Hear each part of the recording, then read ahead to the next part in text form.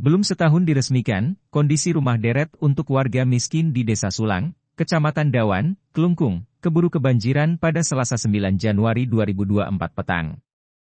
Kondisi ini dikeluhkan para penghuni.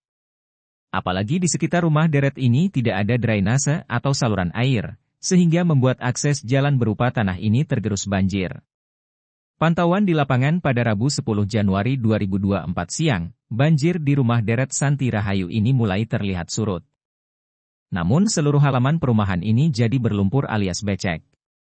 Warga yang melintas harus berhati-hati, karena tanah sangat licin akibat ruas jalan tergerus banjir.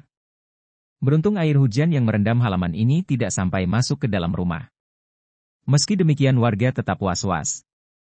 Bahkan beberapa unit rumah terlihat dipasangi semacam dinding tambahan yang terbuat dari seng atua triplex agar air hujan tidak membasahi tembok serta meminimalisir percikan air yang tertiup angin kencang. Menurut Wayan Sugina, warga yang menempati rumah deret bantuan Kementerian Sosial ini, pada Selasa sore memang banjir di sana. Air datang dari bukit karena dulu lokasi itu adalah aliran sungai.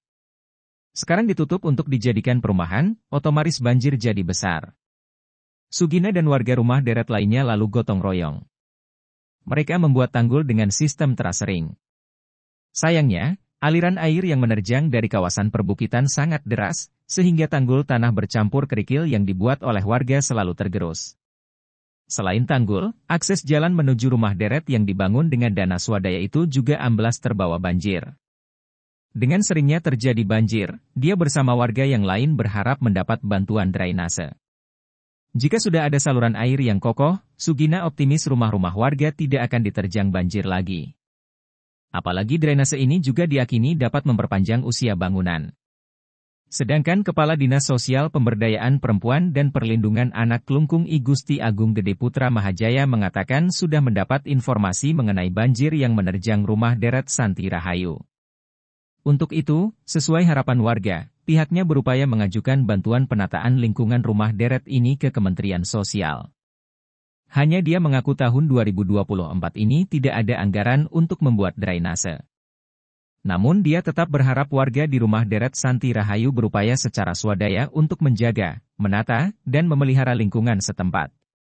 Iya, nih seperti begini, kalau kita kenalannya di musim hujan aja dulu sementara.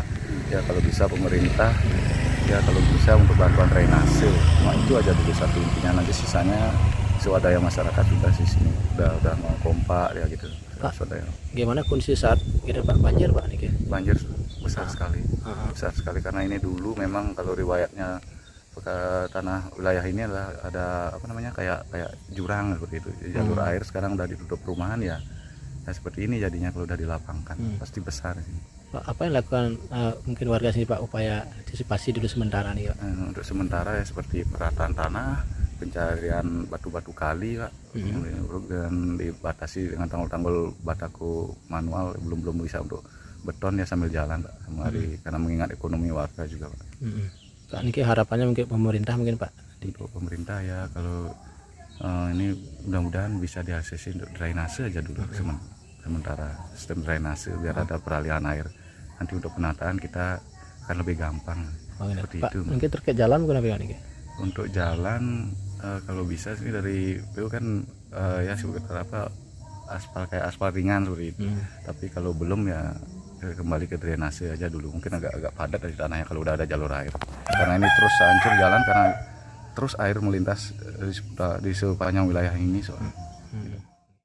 Sri Wiatnyana melaporkan untuk Denpos Channel.